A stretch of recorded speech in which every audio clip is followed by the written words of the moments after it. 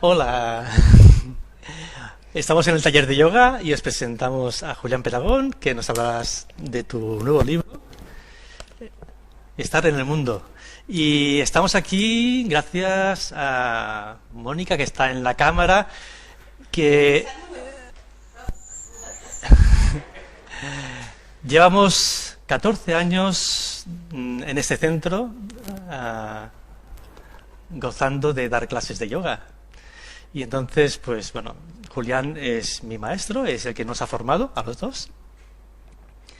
Y nos viene a presentar su tercer libro. Yo encuentro que es una joya, ¿qué iba a decir? Y hoy mismo he abierto, me ha salido la página, porque me sorprende mucho, espera, la poesía que veo interpretada en su forma de escribir. En una sola página, en dos páginas, Julián nos habla de la respiración en ese aspecto, en ese tema, y pues la compara con una paleta de pintor. Nos habla de hacer un chequeo de diagnósticos y terapias. Comparas la respiración con un iceberg. Con puertas giratorias, tableros de juego, nos habla de guerrear con uñas y dientes. Y cuidado de no ser llevado por la corriente y caer en el precipicio. Todo esto por aquí en medio, en esas dos páginas. Nos habla incluso de cómo adiestrar bueyes y cómo tener buen uso de la soga. Esto todo en referencia a la respiración. Y esto una página a voleo, pienso que es una maravilla ir leyéndote. Así que nada, yo te dejo que presentes el libro. Muchas gracias. Muchísimas gracias. Espera, que Mónica nos está diciendo alguna cosita.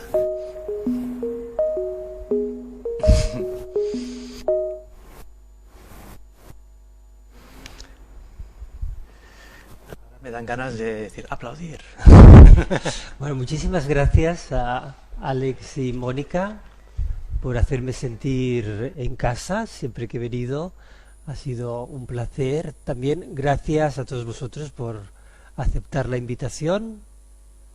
Y con la excusa de presentar el último libro que he escrito, pero yo creo que lo importante no es tanto el libro como la posibilidad de hablar de la meditación, de entender cuál es el proceso meditativo.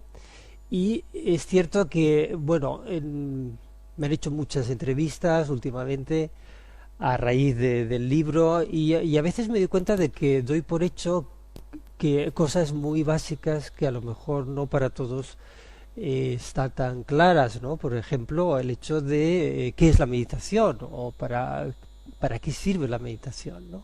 Quizás lo podamos indagar en estos momentos, ¿no? Claro, llevo muchísimo tiempo con el yoga y la meditación. De hecho, yo considero que la meditación es el corazón del yoga. O sea, no nos estamos haciendo otra cosa. Es decir, la meditación es propiamente el yoga, es el cultivo de la atención y que incluso desde la misma asana, desde la misma postura, ya empezamos a hacer este cultivo de la atención. Y este libro, bueno, como todo libro es un poco un parto, ¿no? A mí no me resulta tan fácil hacer un libro, o sea que tiene ahí muchas horas y mucha creatividad, por supuesto, ¿no? Y creo que es un libro que está hecho muy desde el corazón, desde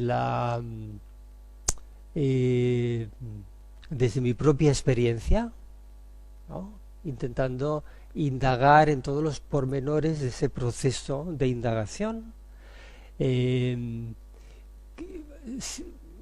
Muchas veces lo que intento decir es cuál es la visión que tenemos de la meditación, que tengo de la meditación. Y tengo una visión muy esencialista. Para mí la meditación es lo más fácil del mundo, como es estar quieto, en silencio, respirando, ¿no? Siendo el que uno es, presentes en este momento y aceptando la realidad tal cual es, ¿no? Y esto que nos llevaría a ser espontáneos, ¿no? Pues resulta que esto que tendría que ser tan sencillo como respirar, como estar, nos resulta tan difícil, porque en el fondo la meditación no es más que estar íntimamente con uno mismo, y ya que estamos toda la vida con uno mismo, la pregunta cae por su propio peso: ¿por qué nos cuesta tanto estar con nosotros mismos en intimidad? ¿Por qué sentimos vértigo ante el silencio, ante la soledad, ante la introspección? ¿Por qué? ¿No? ¿Por qué no sabemos estar con nosotros mismos? ¿No? Entonces, bueno, yo creo que esta es una buena pregunta de inicio, ¿no? Entonces, siendo una propuesta tan sencilla como simplemente es el hecho de estar, ¿no? Y que todas las tradiciones milenarias han propuesto con diferentes terminologías y diferentes propuestas la meditación. Claro, siendo tan sencilla, lo que nos damos cuenta es que aparecen infinidad de obstáculos porque estamos profundamente condicionados, estamos muy condicionados, ¿no? Y podríamos decir que la meditación es una batalla, como digo en el libro, entre lo que yo creo ser, entre lo que creo que debería ser y lo que verdaderamente soy, ¿no? Por tanto, introducimos aquí un elemento que creo que es muy importante, es la diferencia entre el carácter y lo que es nuestra esencia, lo que es nuestra alma, ¿no?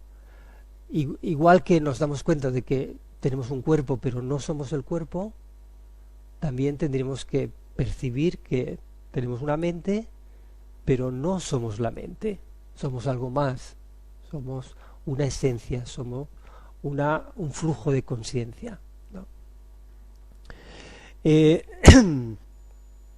Me gustaría a lo largo de esta presentación, si aparece cualquier pregunta, cualquier cosa que yo doy por sabido, pues hacerla, porque yo creo que es justo en las preguntas donde podemos indagar específicamente, ¿no? en lo que es la meditación. La propuesta que yo propongo es una meditación sencilla, con técnicas asequibles, que no siga ningún protocolo complicado, que sea horizontal, que no tenga ninguna jerarquía a la que seguir, ningún gurú a la que hacer sumisión, y que sea, sobre todo, que sea inteligente, que sepamos el porqué de cada paso, de cada gesto, de cada técnica, ¿no? Es decir, una meditación esencial que se adapte a nuestra vida moderna, eso desde luego, ¿no? Y me gustaría decir que, igual que el libro, pero yo creo que la mayoría de los meditadores entran en la meditación a partir de una crisis personal. Porque mientras estamos en medio del mundo, mientras estamos tentados por lo que es el mundo, ¿no? Difícilmente hay la voluntad de indagar en lo que verdaderamente somos, ¿no? Y yo suelo comentar que es gracias a una desilusión con respecto al mundo, de esa seguridad y de esa felicidad que promete y que evidentemente no podemos conseguir, y a través del aguijón del sufrimiento emocional y cognitivo, que nosotros nos preguntamos, pero verdaderamente, ¿cuál es el sentido de la vida?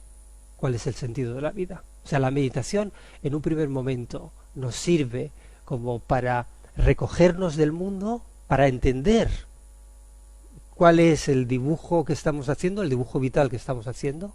Siempre digo que para entender lo cotidiano hay que salir de lo cotidiano, ¿no? Entonces, ese punto de quietud es como retirarse del mundo para entendernos mejor, para entendernos mejor. Podríamos decir que la meditación es un punto privilegiado de observación. O sea, nosotros nos sentamos, cerramos los ojos para observar con mayor nitidez el paisaje interno, esa vida interna que muchas veces las prisas, las relaciones, el trabajo no nos permiten escuchar, ¿no? Por tanto, la propuesta es: encuentra ese punto privilegiado de observación y observa la realidad que te habita.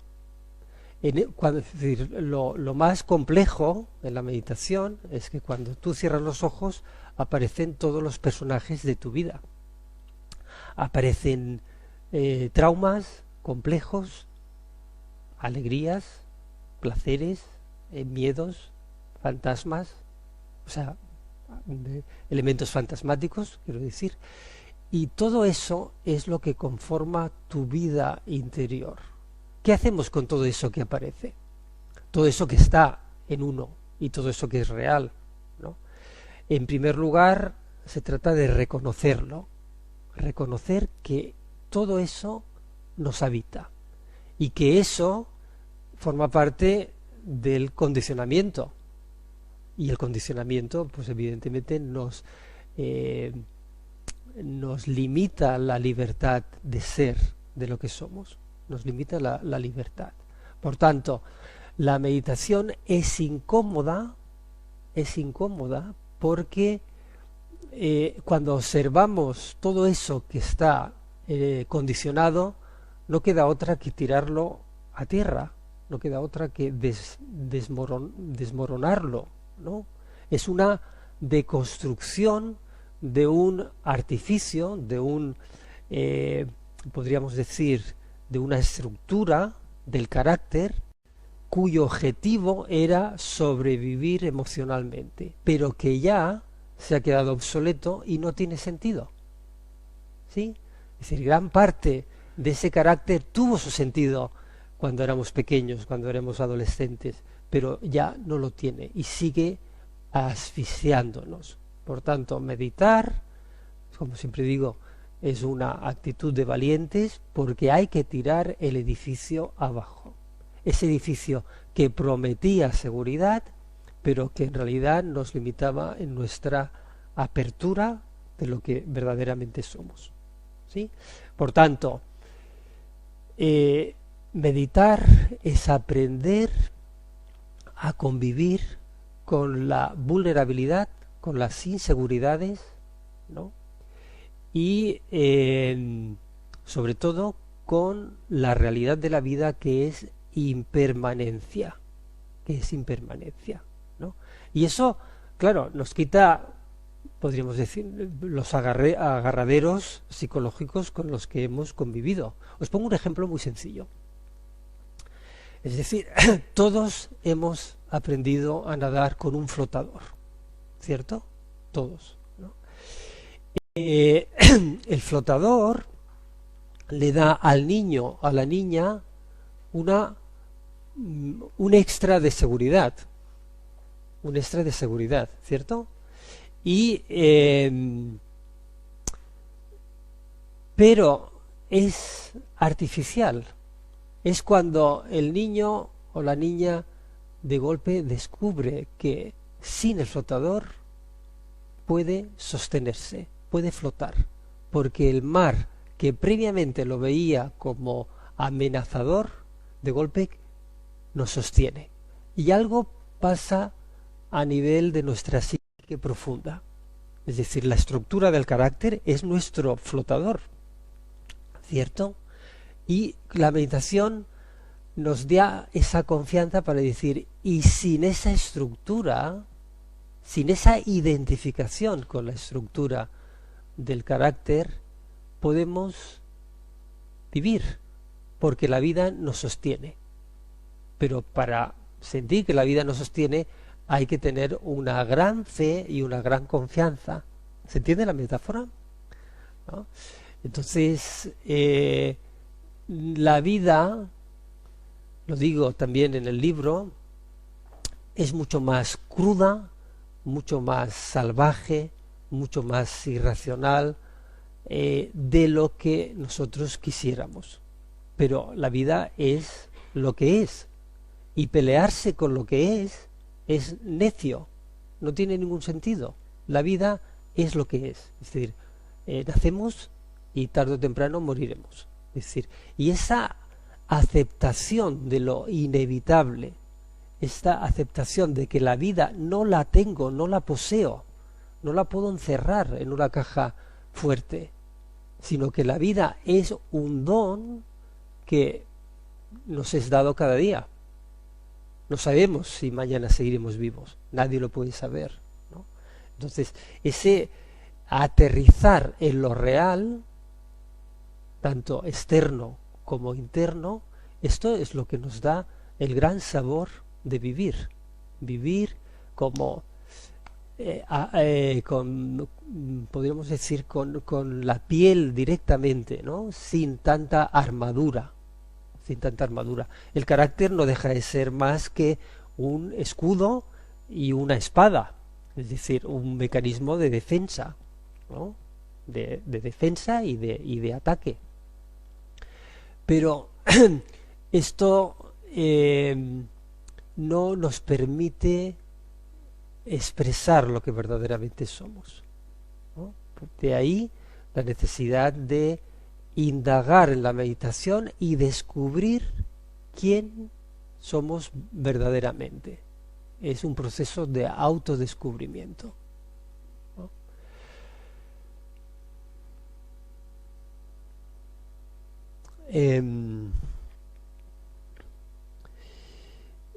Los obstáculos con los que nos solemos encontrar en la meditación van desde la incomodidad al dolor, la postura duele, a la dispersión, a la queja o la negatividad, a la duda, el sopor, el aburrimiento, la fantasía o el miedo o el vértigo a la disolución de lo que creemos ser.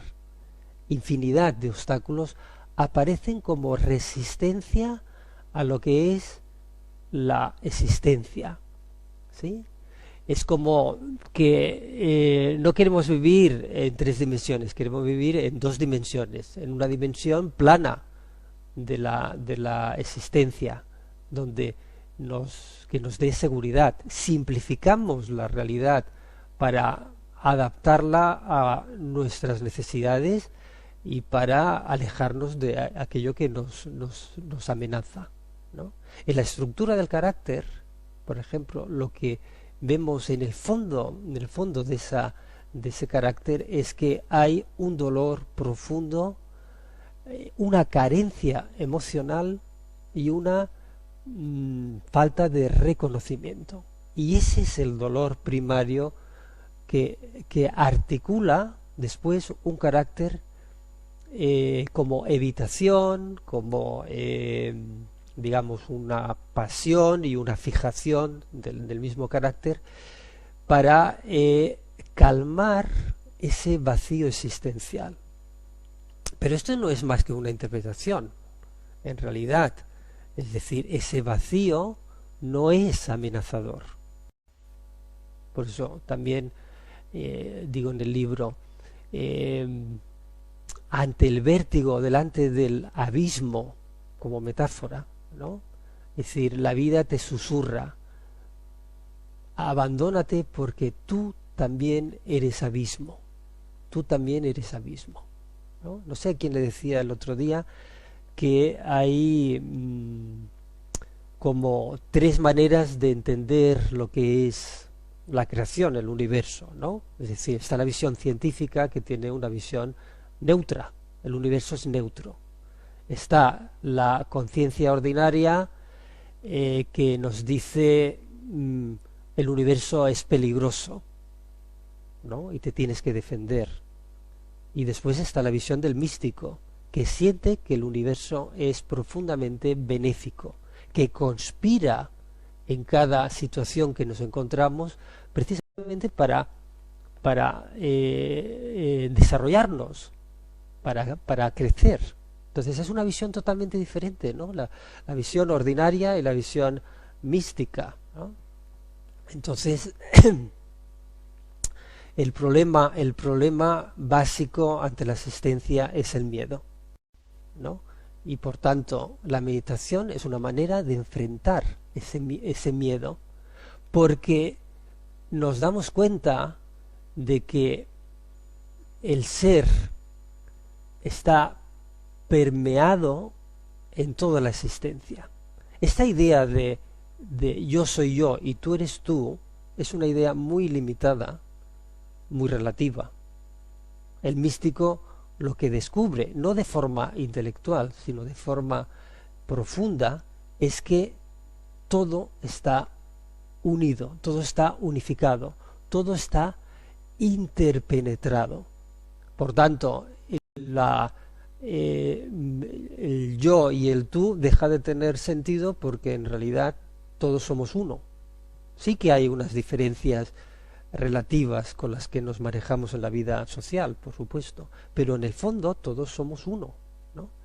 Y este sentir que tú formas parte de la existencia es lo que le da al místico, es decir, al meditador que va haciendo ese recorrido, una gran confianza para vivir desde la aceptación de que todo está en profundo cambio, todo está en profundo cambio.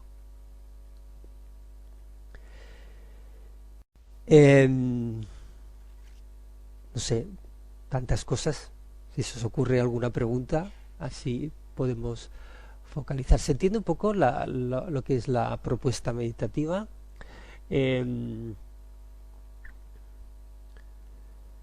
Intento buscar alguna imagen que nos ayude a continuar con la presentación. El libro está estructurado en una serie de etapas, que en concreto son 7 etapas. Son 7 etapas porque el esquema del cual yo parto es el esquema tántrico que está en la base del Hatha Yoga, ¿no? Y por tanto estamos hablando de los diferentes niveles de conciencia, de las diferentes dimensiones, ¿no?, energéticas, y por tanto en cada una de estas dimensiones lo que yo propongo es una etapa, es decir, con una técnica, con un objetivo, ¿no?, con unos retos para superar unos obstáculos en concreto, ¿no? Por tanto es un planteo progresivo. Empezamos con lo más básico, que sería la postura, ¿no?, hasta lo más místico, que es la apertura a esa totalidad que nos envuelve, ¿sí? Entonces, claro, lo primero que aparece en la práctica meditativa es sentarse. Y sentarse no es nada fácil. ¿Por qué? Porque sentarse significa vencer la creencia de que pues el mundo es un mundo de acción y de producción, y por tanto, ¿qué hacemos sentados y con los ojos cerrados, ¿no? Qué pérdida de tiempo, ¿no? Es lo que diría nuestra conciencia ordinaria, ¿no? Entonces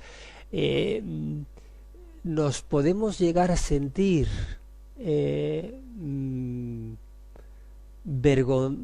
con vergüenza en el hecho de tomar la posición de sentados, porque en realidad la meditación no es un hacer, sino es un dejar de hacer, es el arte de no hacer, y eso implica una resistencia interna. Y después el sentarse no es, o sea, no podemos sentarnos porque lo haga nuestro amigo, porque esté de moda. Nos tenemos que sentar porque realmente queremos sentarnos. Y sentarnos significa decir profundamente, basta de alimentar el mecanismo neurótico que produce infelicidad en cada uno de nosotros, ¿sí? Es decir, es desmontar ese mecanismo de sufrimiento, porque en definitiva la meditación es una respuesta al sufrimiento. ¿De qué sufrimiento estamos hablando? Estamos hablando del sufrimiento, por ejemplo, de el deseo, ¿no? El deseo que nos lleva hacia adelante y que se fija en un objeto, en una persona, en una relación, en algo, ¿no? Es decir, esa fijación del deseo tarde o temprano va a producir sufrimiento. ¿Por qué? Porque queremos alcanzar algo y eso significa ansiedad y sufrimiento, y cuando lo poseemos tememos perderlo, y eso también significa sufrimiento. Por tanto, la vía del deseo es una vía de sufrimiento, porque no es tanto el deseo lo que es un problema, es la literalización del deseo, la fijación del deseo, porque el deseo como movimiento vital, como impulso, me parece perfecto, pero en tanto que el deseo quiere aquello, ya estamos en un proceso de temor, ¿no? Y de avaricia o de codicia, etcétera, etcétera. Y tenemos justo el reverso, que es la aversión. Es decir, con el deseo queremos perseguir algo y con la aversión estamos huyendo siempre de algo que creemos que nos amenaza, ¿no? Creemos que nos amenaza.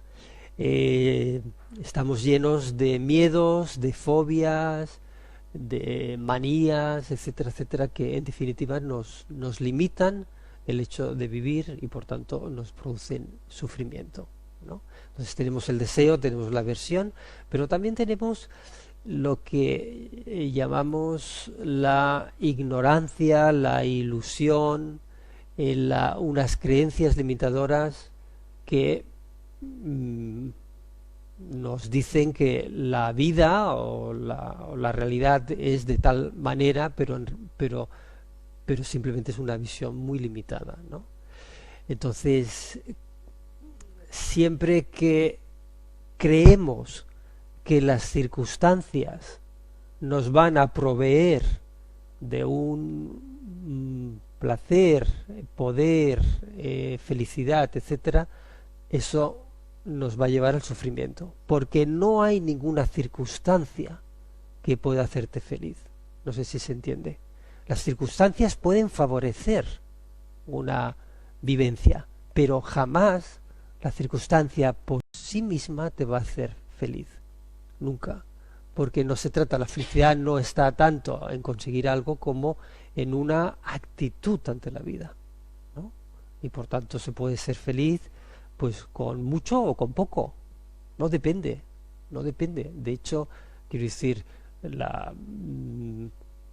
ponemos una lista de ricos y ya os puedo decir que no son felices por mucho dinero que tengan, ¿no?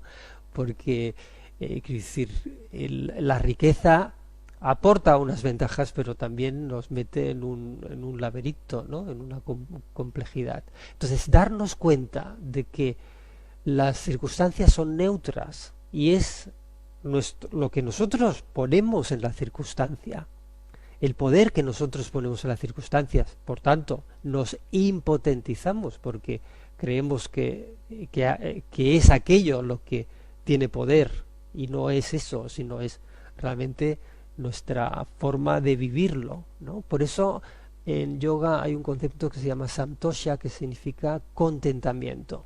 Contentamiento es simplemente es aceptar la realidad tal cual es, y uno puede ser feliz con poco, con mucho, solo o en compañía, por supuesto, porque es una manera de vivir, ¿no? Lo que nos importa.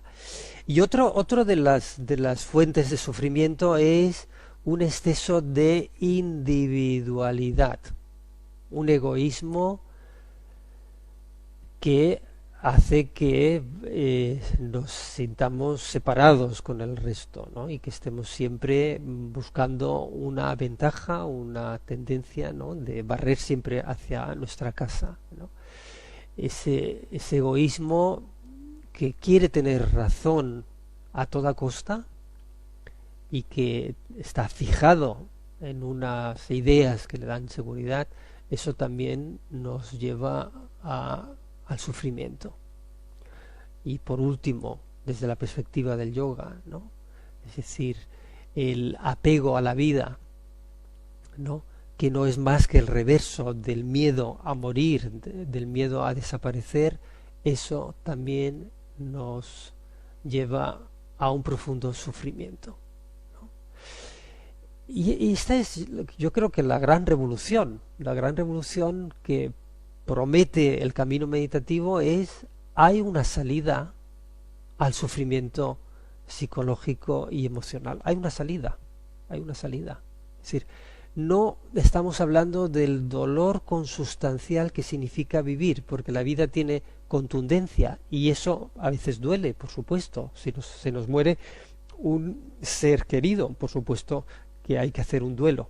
Pero una cosa es sentir el dolor y la contundencia de vivir, y otra cosa es el plus emocional que nosotros le añadimos, el drama que nosotros le añadimos al hecho de vivir. Por eso una de las cualidades del sabio es el buen humor, la desdramatización del hecho de vivir, ¿no? Cuando uno se sabe que esto es impermanente, pues no se aferra tanto a ese vivir, ¿no?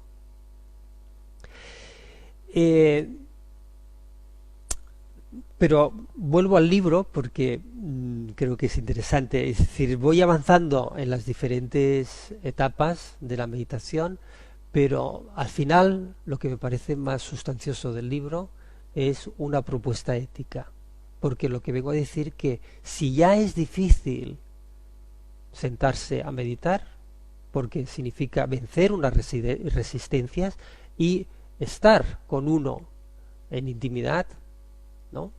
Lo más difícil es levantarse del cojín. Lo más difícil es retomar la vida que hemos dejado en la puerta, ¿no? Y dar una respuesta al mundo, porque no tendría sentido meditar para aislarme del mundo. Lo que tiene sentido es precisamente dar una respuesta al mundo, una respuesta coherente. Esa crisis que uno vive no es más que un reflejo de la crisis que vivimos de forma colectiva. Estamos en medio de una crisis planetaria de dimensiones, bueno, apocalípticas, ¿no? Desde mi punto de vista, es decir, crisis sanitaria, crisis económica, crisis medioambiental, crisis política, crisis religiosa, crisis de valores, ¿no? O no estamos en un medio, entonces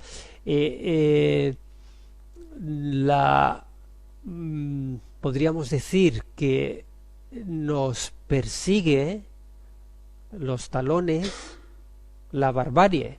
Estamos en medio de la barbarie, es decir, aquí me sorprende, ¿no? Los políticos que votamos, que se inventan másters y bueno, y la corruptela, ¿no? Pero así, ¿no? Es decir, desde la pederastia de los obispos, desde bueno, la manipulación de las farmacéuticas, etcétera, etcétera. Es decir, todo parece que se está como desmoronando. Entonces, delante de esa barbarie, delante de esa crisis, me parece que lo único sensato es dar una respuesta ética, una respuesta coherente, una respuesta reparadora y una respuesta que nos libere, ¿no? Porque en realidad formamos parte del tejido del mundo, ¿no? Entonces lo que yo propongo en el libro es de entrada una diferencia entre lo que es moral y lo que es ética. La moral es algo que nos viene de fuera hacia dentro, que son los mandatos de una sociedad que nos dice lo que está bien y lo que está mal, lo que está prohibido y lo que está permitido, lo que se puede mostrar y lo que no se puede mostrar, ¿no? Pero esta moral que sirve para funcionar en lo cotidiano, para no darnos tortazos los unos con los otros, no puede dar respuesta a una crisis global, porque el viejo mundo se va desmoronando y el nuevo mundo todavía no ha emergido, ¿no? Estamos un poco en tránsito, y por tanto la ética, a diferencia de la moral, es una conquista interior. Es una conquista interior. Es sentir que, por un lado, la vida es sagrada y tenemos que estar a la altura de esa sacralidad de la vida, de que todo el mundo, todos los seres vivos, los animales, las plantas, las personas, merecemos una dignidad, la dignidad de ser respetados, ¿sí? Esto me parece muy importante y esto es algo que ni en las guerras ni el genocidio animal, que me parece espantoso, es decir, estamos arrasando con el planeta, y por tanto una ética es empezar a considerar que la vida es importante y que hay que defenderla, ¿cómo? Es decir, primero con una bondad sincera, ¿no? De no agresión, porque la violencia nunca es una respuesta, la violencia nunca es una respuesta, ¿no? Eso por un lado. Por otro lado, creo que la coherencia interior, ¿no? La honestidad y la honradez, es decir, vivir de acuerdo a lo que realmente pensamos y sentimos, porque si no lo que hay es la pura hipocresía, es decir, pienso una cosa, siento otra, digo otra y termino haciendo otra, ¿no? Y esta división es que nos desmorona por dentro, ¿no? Nos destruye por dentro. Entonces la coherencia interior no es nada fácil de sostener, pero yo creo que es la propuesta ética. Y después, otra cosa que hago hincapié es en la simplicidad. La simplicidad no es empobrecer la vida, es tener lo justo y necesario para vivir con dignidad, ¿no? Y por tanto, que todo lo que tienes, todo lo que haces, surja de una verdadera necesidad, y para eso hay que discernir entre lo que verdaderamente necesito y lo que es anecdótico, superfluo, creado por un sistema. Es decir, el sistema, si me lo permitís, lo que le interesa es crear objetos de lujo. Nosotros somos objetos de lujo que tenemos que producir hasta el cansancio para tener objetos especiales, ¿no? De marca, para sentirnos especiales. Esta es la gran trampa del sistema, ¿no? Es decir, si no tienes algo especial, no tienes prestigio y no te puedes sentir por encima de la media, ¿no?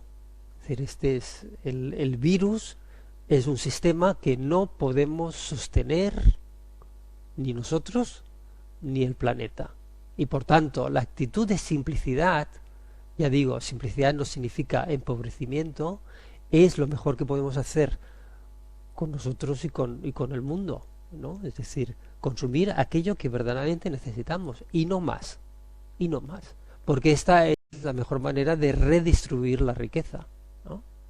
Creo que es esto. Entonces, es decir, bondad, honestidad, simplicidad y sobre todo compasión. Porque aunque quede camuflado, hay mucho sufrimiento, hay muchísimo sufrimiento. Tengo una amiga que es psiquiatra y ya sabéis lo que ha aumentado lo que es la enfermedad mental. Están desbordados. ¿Por qué? Porque es que no es que ya veníamos con mucha carga, pero si encima con una pandemia que hemos estado confinados, que tenemos que estar con la mascarilla, que con la presión entre vacunas y no vacunas, etcétera, etcétera, hay mucha gente que está verdaderamente mal, con mucha depresión y con mucho malestar, ¿no? Y por tanto, delante de este sufrimiento, la conciencia ordinaria lo que dice es indiferencia, cada uno que se apañe con cada uno que aguante su vela. Pero en realidad es decir, si tú no estás bien, yo tampoco puedo estar bien, porque formamos parte de una unidad, ¿no? Y por tanto, la compasión, que no significa lástima por el otro, es mirar el sufrimiento del otro poniendo un poquito de corazón. Es decir, no me voy a llevar tu problema a casa, ni te lo voy a resolver, pero sí que voy a poner una mirada de comprensión en ese sufrimiento. Y quizás es posible que puedas entender que hay una salida a ese sufrimiento, ¿no? Por tanto, la compasión profunda, no de boca pequeña, ¿no? La compasión profunda es lo más difícil que yo creo que, y lo más noble que puede desarrollar un ser humano, ¿no? Es decir, poner corazón en el sufrimiento ajeno. Entonces, creo que lo digo para que se entienda, es decir, la meditación por un lado nos ayuda a calmar nuestra mente para poder indagar y ver la realidad que nos habita, y desde la reconocimiento, aceptación y transformación de esos condicionamientos que nos habitan, poder abrir el corazón. Poder abrir el corazón. Dicho con otras palabras, la verdadera espiritualidad no es seguir un dogma, sino es despertar el corazón, ¿sí? Entonces esto es lo que promete la meditación, y por tanto no es un juego de nueva era, ¿no? De ay, qué bien, vamos a meditar, vamos a cantar un om, vamos a poner una velita y vamos a sentirnos súper bien. No, la meditación es una propuesta radical que nos transforma, que nos cambia, ¿sí? Bueno, muchas cosas que he dicho, pero me gustaría escuchar vuestras preguntas, si tenéis algunas, o para incidir en alguno de los elementos. ¿Cómo vamos?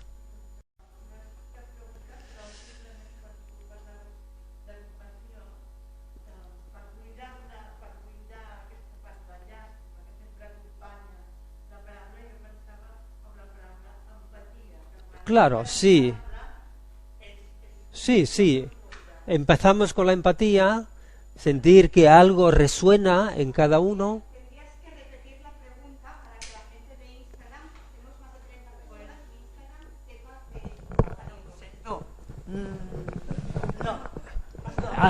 Hazla.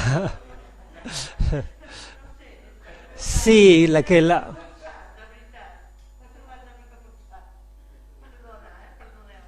No, pero recogiendo un poco su pregunta, es que la empatía forma parte de ese abanico, ¿no?, que desarrollamos en la meditación, y que esa empatía, eh, porque resonamos, ¿no?, porque somos humanos, donde cuando el otro sonríe también es mucho más fácil sonreír, ¿no? Hay una empatía con los demás y con la vida.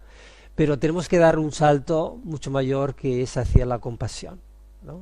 La compasión es realmente la gran transformación. Una de las meditaciones más difíciles que yo conozco es la meditación en la cual uno respira el sufrimiento del mundo, lo lleva al corazón y lo que transmites es luz y compasión por todo el mundo.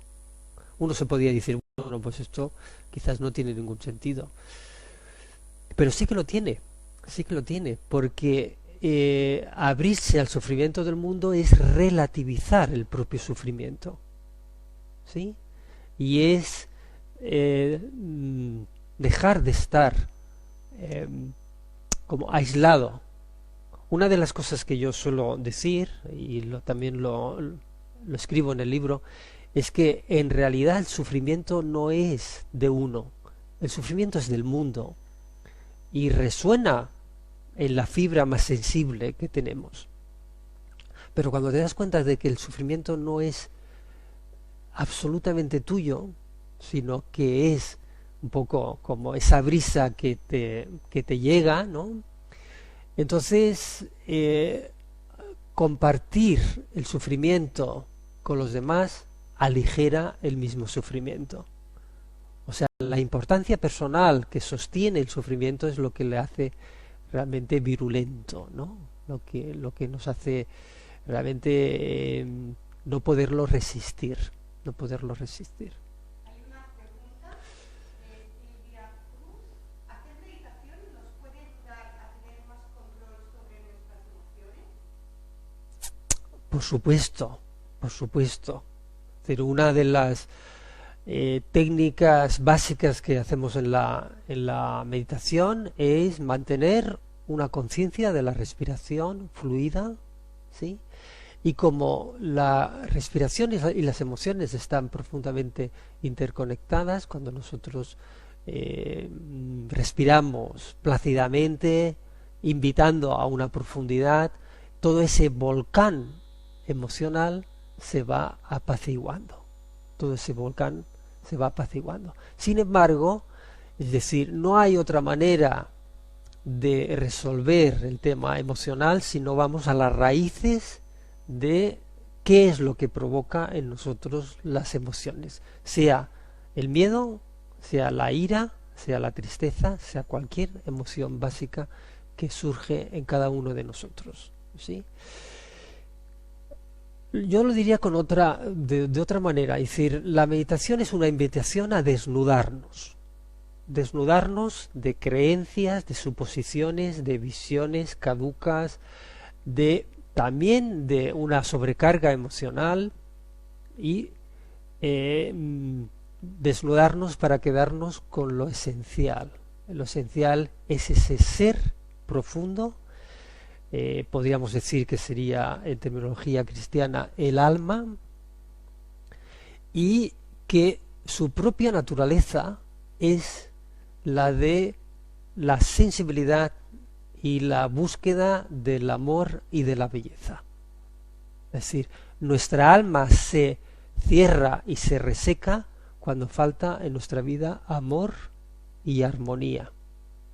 ¿Sí? Cuando falta amor y armonía, dejamos es como esa flor del desierto que queda absolutamente seca y que cuando aparece de tanto en tanto la lluvia, pues emerge floreciendo, ¿no?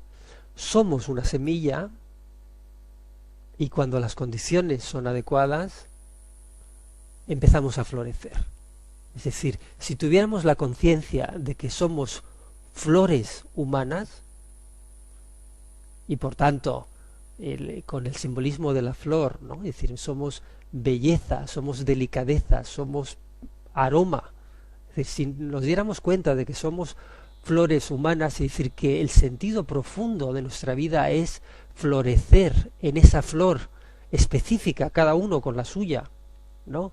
Realmente nos sentiríamos orientados en el hecho de vivir.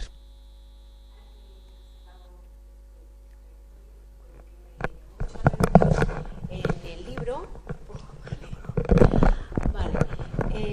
¿qué pones en donde pone el laberinto afectivo de tu libro? Me llamó mucho la atención que explicabas.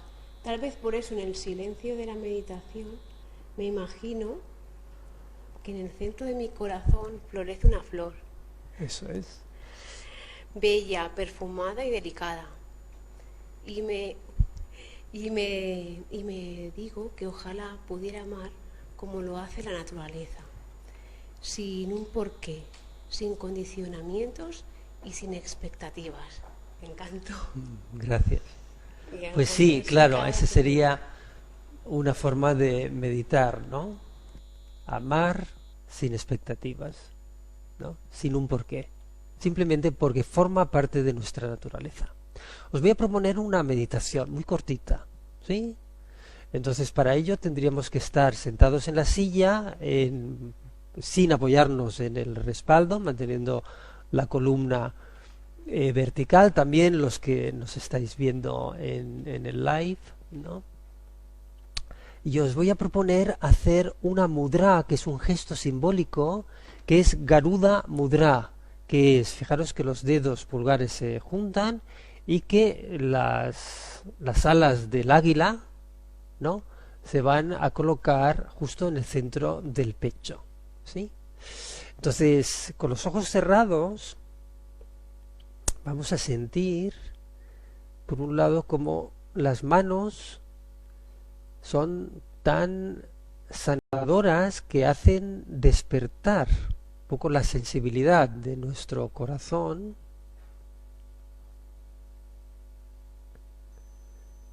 Es ese contacto con el asiento del alma que está justo ahí en el corazón del corazón lo que tenemos que despertar. Y este gesto simbólico, esta mudra, nos habla del vuelo del águila, que no es más que el vuelo del espíritu, que es esa búsqueda de la profunda libertad, desarrollar en nosotros esas alas, pero no postizas, esas alas verdaderas con las cuales poder sobrevolar las trifulcas de nuestra vida cotidiana.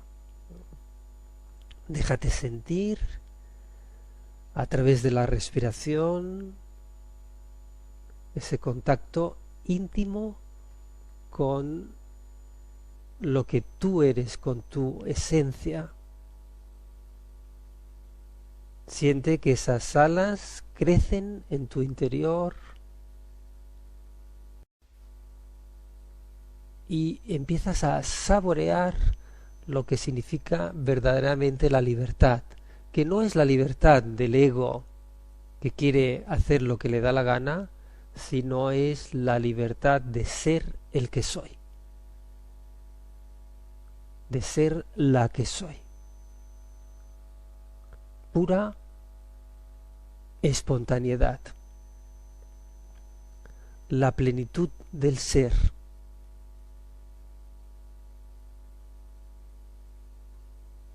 El gozo de existir.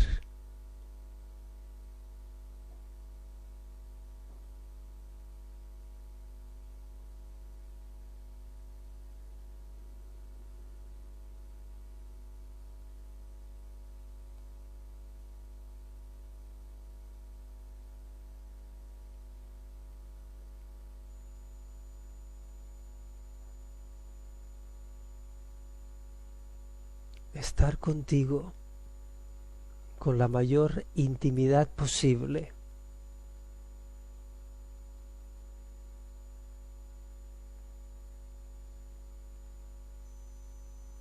Percibiendo el momento presente,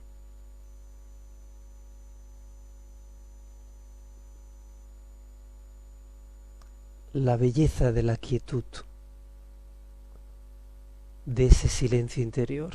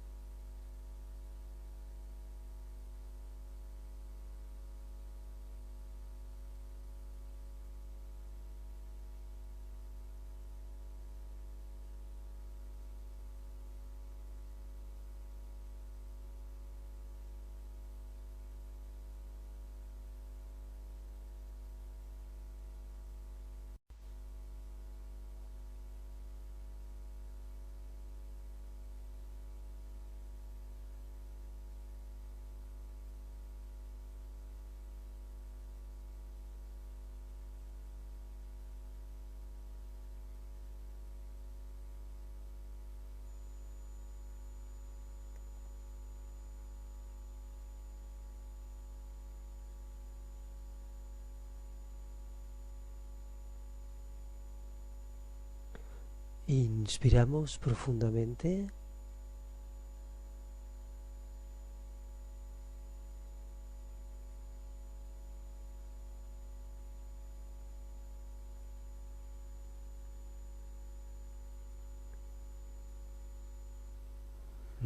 Y vamos soltando.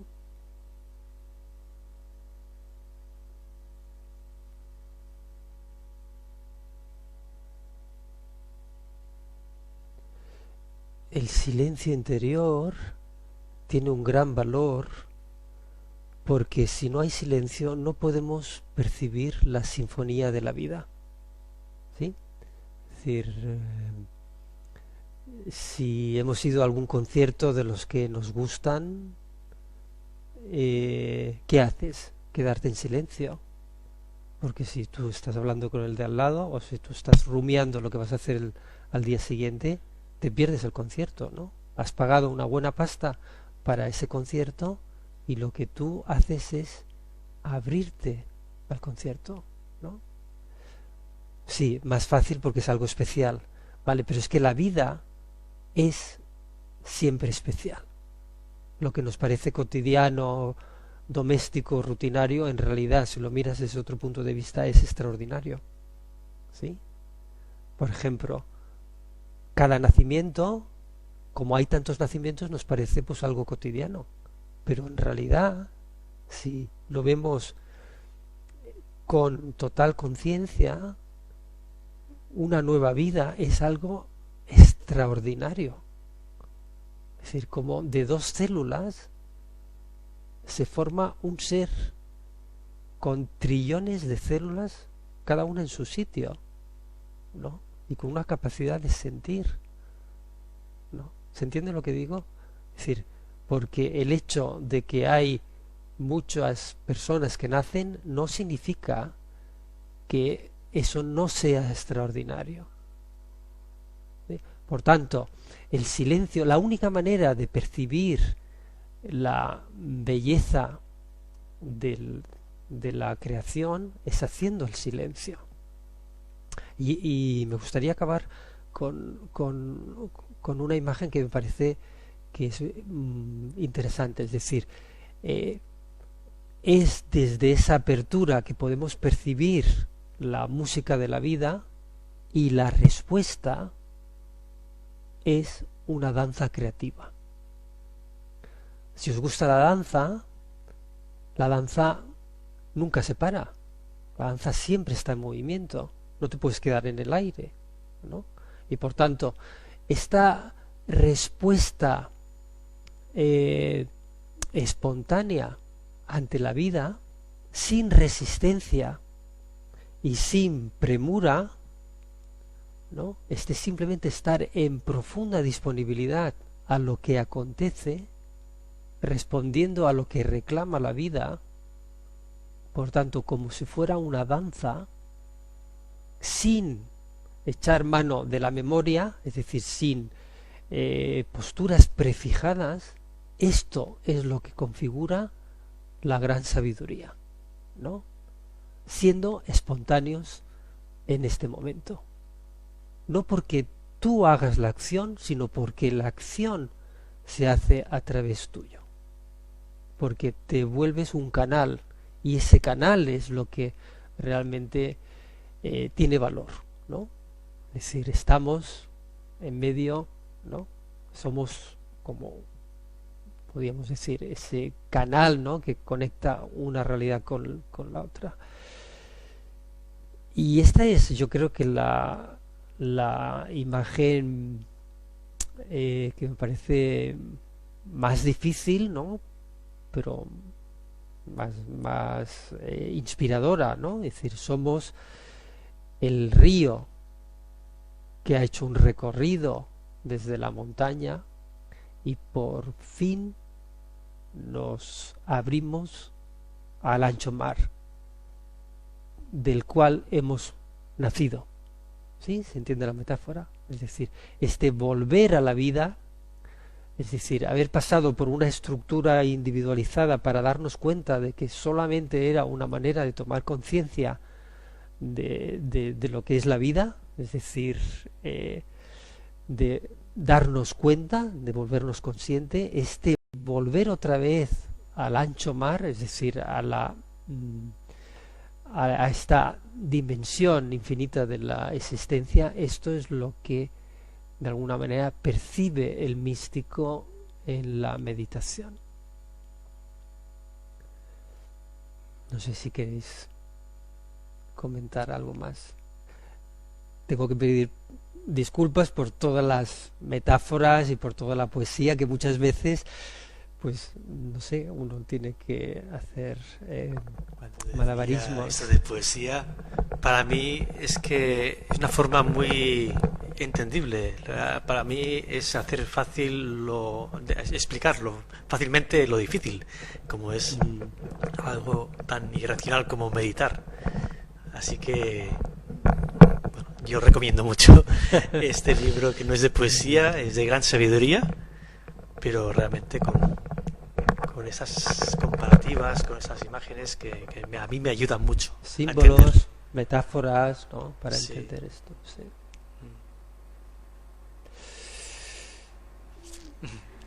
Sí. Yo creo que, bueno, si alguien quiere preguntar más. Bueno, podemos comentar que mañana hay un taller aquí mismo, taller de meditación. No sé si quieres comentar. Bueno, pues mañana Julián va a hacer un curso de mañana y tarde, un intensivo. Lo recomiendo por propia experiencia. Él sigue siendo, bueno, formador de profesores y tengo la suerte de estar a su lado colaborando, pero que vale la pena seguirlo con la formación de profesores o con, sobre todo, sus formaciones como meditadores, diríamos, ¿no? Cursos que haces como el de mañana o retiros en la naturaleza que son mucho más intensos, más profundos. Así que vale la pena. Yoga síntesis. Y vamos a mañana a recorrer un poco las 7 etapas, ¿no? Y va a ser un taller lógicamente teórico práctico, ¿eh? Vamos a explicar cada una de las etapas y vamos a experimentarlas en meditación. Y sobre todo, pues, de la editorial Kairos, estar en el mundo, la necesidad de la meditación. Lo has dicho, ¿eh? Vale la pena.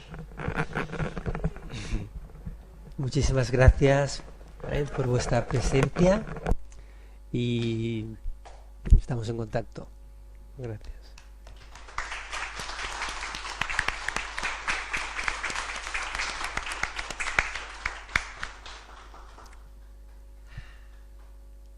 Gracias a Mónica, que está ahí controlando.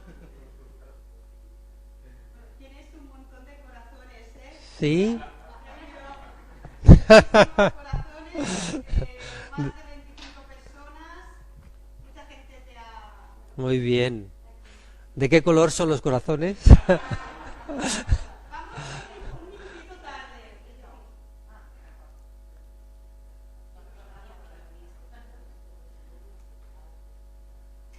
Claro, sí, era online y